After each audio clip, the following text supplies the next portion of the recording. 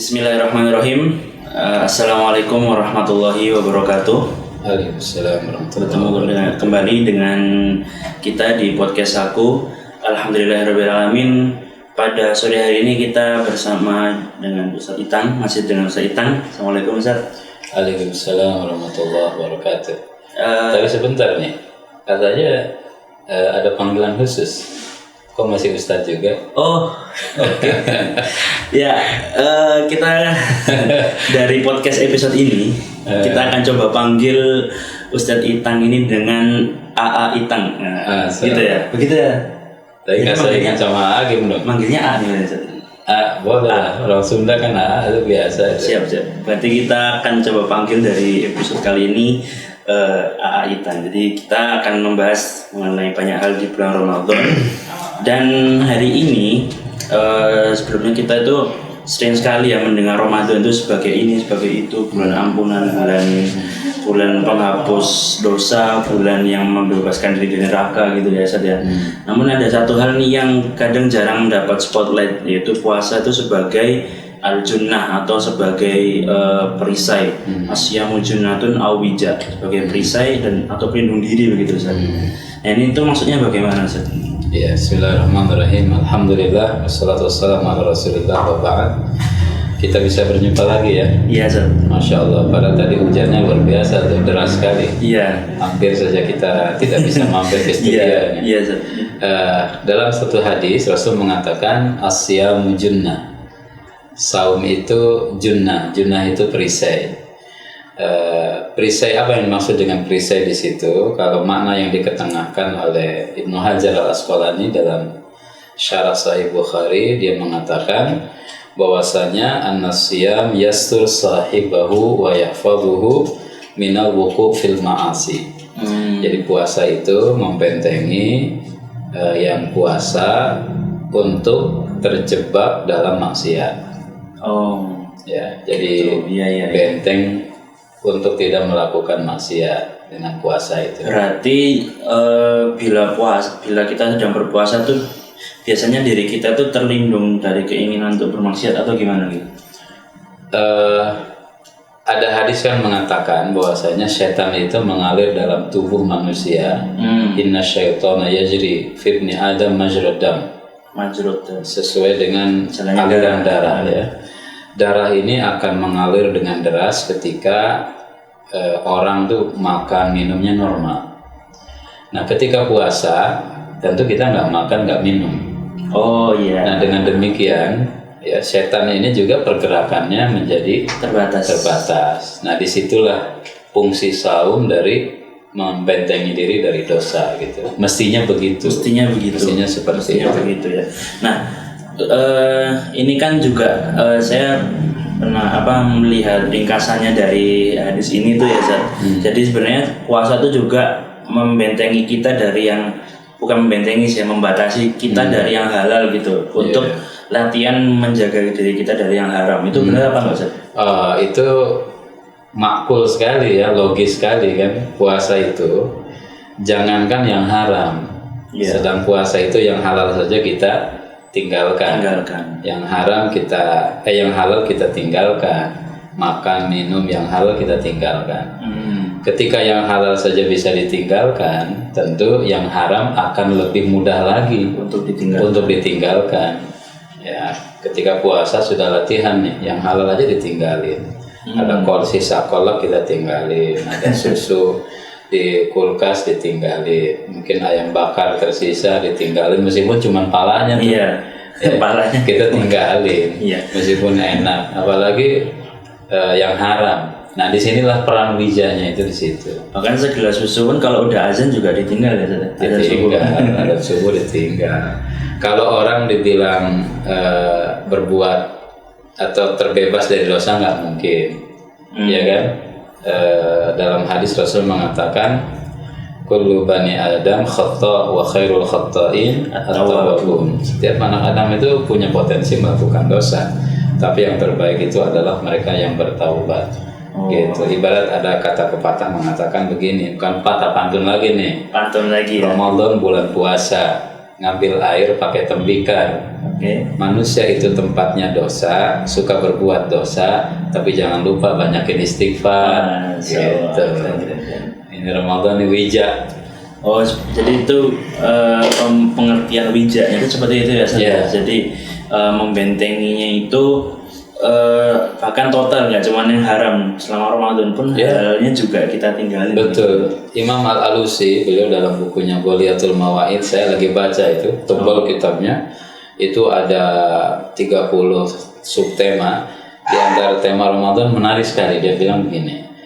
Kalau seorang muslim sukses di Ramadannya, maka itu menjadi jaminan dia sukses sepanjang tahun. Oh, jadi kayak rest area atau checkpoint gitu ya? Ya. Jadi Ramadan itu kayak model ya apa ya? Ya memang bulan tarbiyah, training ya.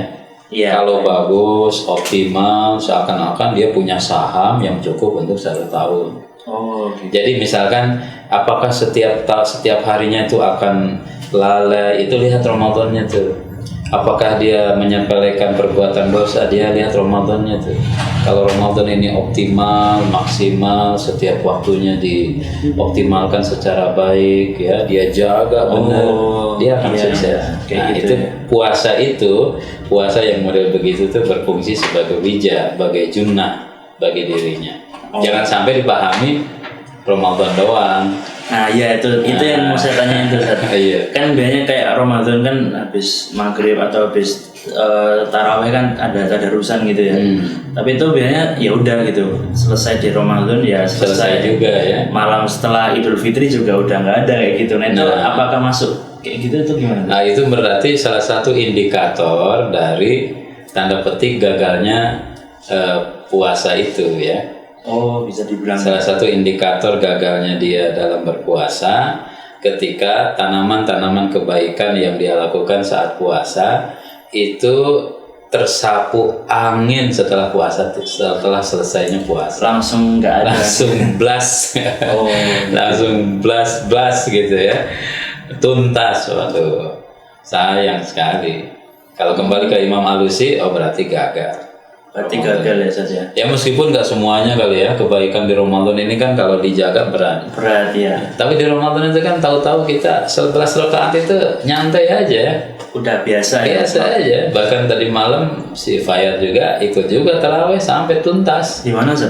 Di masjid dekat rumah. Oh. Cuman dia sih datangnya doang, akhirnya doang. Ya. Di belakang dia menari itu kiri kanan jalan-jalan. Tapi itu nggak mungkin terjadi di luar Ramadan kan? Iya benar-benar. Nggak mungkin terjadi. Oh. Nah kemarin itu di podcast yang lalu itu saya sama Sadadi ngobrol tentang pendidikan anak atau tarbiyatul aulad di Ramadan.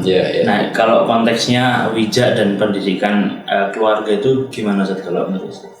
Iya, jadi Ramadan ini pertama membuat orang memproteksi keluarga. Jadi wija bagi keluarga itu.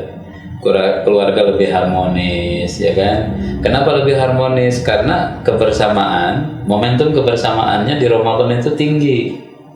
Ya, momentum kebersamaan di Ramadan dengan keluarga itu tinggi sekali. Sahur buka. Iya, sahur bareng, buka bareng, apalagi lagi corona. Iya, terawih bareng, sholat jamaah. Jadi Ramadan merekatkan, bukan mertakan. Merekatkan ya. Iya, Ramadan menyatukan, bukan mencerai-beraikan. Bagi keluarga ini Ramadan wija banget, lebih harmonis gitu ya, lebih harmonis dengan kebersamaannya. Rasulullah di bulan Ramadan romantismenya tidak hilang dengan keluarga.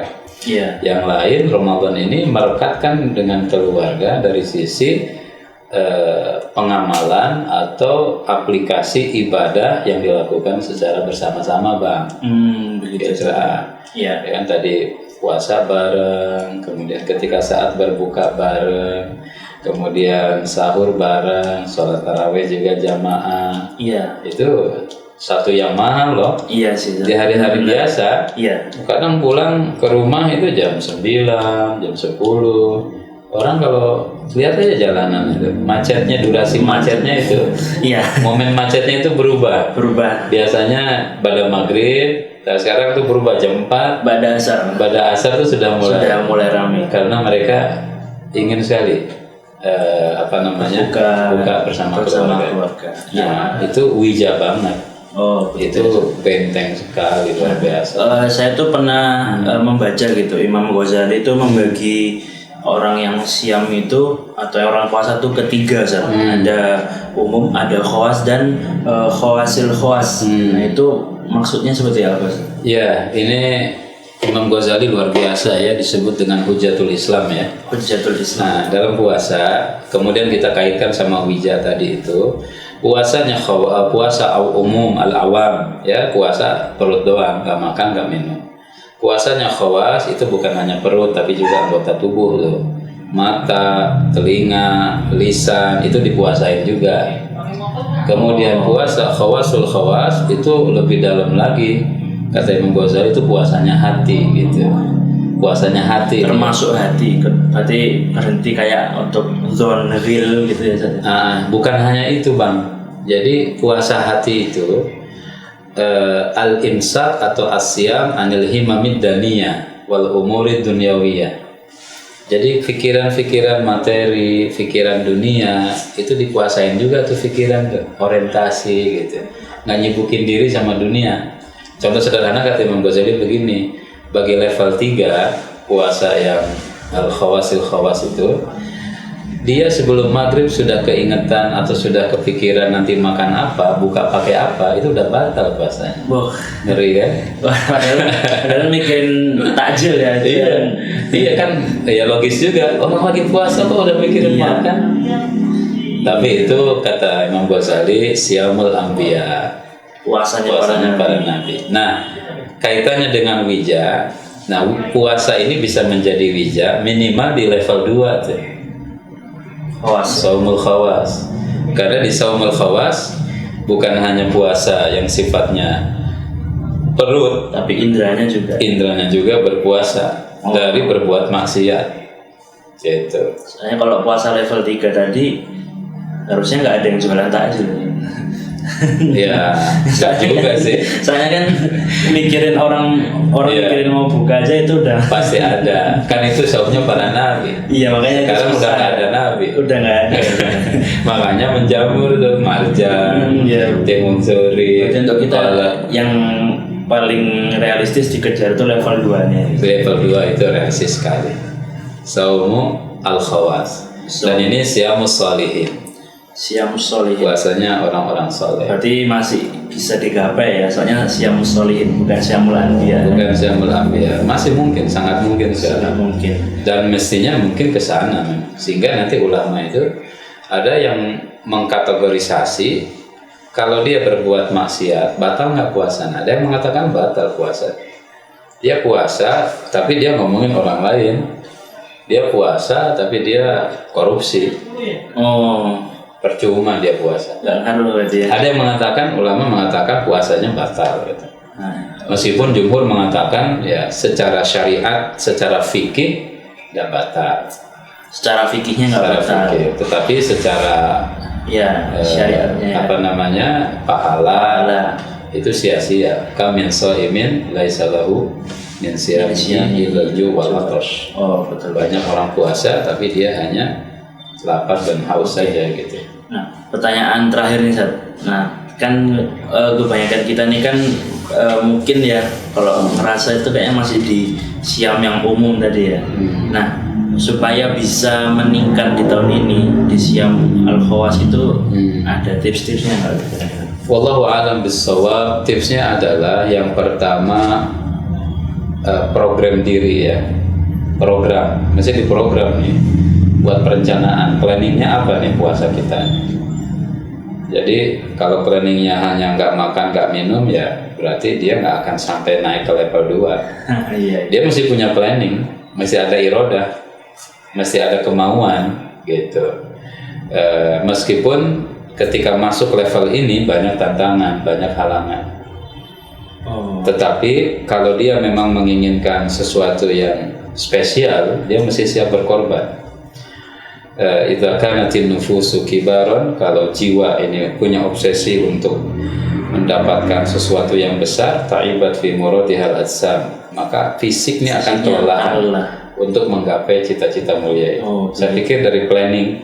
Nah, planning itu kan niat, itu azam gitu. Planning, niat, azam. Yang kedua langkahnya adalah jauhi hal-hal yang mendorong kita berbuat maksiat, berbuat dosa. Tajannub wasail al-dunub, ya. Kalau misalkan nggak kuat dengan gadget ya tinggalin dulu. Kalau nggak kuat dengan medsos ya kendalikan. Suka ngeliat, suka apa, komentar macem-macem ya. Itu mesti dikendalikan. Sekarang lagi buat orang Indonesia tuh urusan komentar itu kayaknya ramai. Masya Allah. Berarti itu salah satu upaya untuk supaya kekhawas itu ngurangin hal kayak gitu. Kurangi memang. Ya, meskipun menderita ya. Tapi kalau nggak bisa ya itu yang mesti dilakukan. Dia mesti minum obat, mesti minum jamu gitu. Ya, ada kan kisahnya yang membunuh 99 itu, setelah dia 100 membunuh, kemudian diwasiatin, kamu mesti ninggalin tempat ini. Meskipun itu kampung halamannya dia cintai, tapi kalau dia ingin berubah, dia mesti untuk mulai hidup barunya kayak hidup gitu. Baru itu. Dia mesti cari lingkungan baru. Kendalikan. Jadi niat yang kuat buat planning, kemudian kendalian diri. Atau batasi ya hal-hal yang jebakan yang membuat kita terjebak. Berarti kayak ayat di Al-Quran tuh yang tentang zina tuh ya saja. Penggunaannya bukan wala taf'al tapi wala taqrabu. Wala taqrabu. Iya. Kan ada kaidah mengatakan an-nahyu an syai'in nahyun an wasailihi. Kalau Allah melarang sesuatu, maka hal yang akan mendekatkan kepada yang diharapkan itu dilarang juga gitu. Misalkan Allah melarang khamr nih, maka kalau menanam anggur dengan niat untuk dijadikan sebagai arak haram. Ya, termasuk yang 11 golongan tuh kalau nggak salah ya. Yang untuk urusan khamr itu kan ada. Gitu ya. Ya, bai'uhu wa syaribuhu wa kadza wa kadza wa kadza. Rentetannya itu. Rentetannya. Baik Ustaz, jazakumullah khairan nih untuk ilmunya hari ini tentang benteng. Jadi ternyata puasa kita ini juga harus sebagai benteng gitu. Syukur-syukur dengan selesainya kita di Ramadan ini lulus, kemudian kita ini bisa lebih ngendaliin diri untuk kalau benteng itu kan berarti konteksnya menahan dari yang haram gitu. Betul. Terima kasih Ustaz, sampai bertemu di podcast episode selanjutnya. Mudah-mudahan kita segera ketemu lagi nanti. Amin. Terima kasih para pemirsa. Assalamualaikum warahmatullahi wabarakatuh. Waalaikumsalam warahmatullahi wabarakatuh.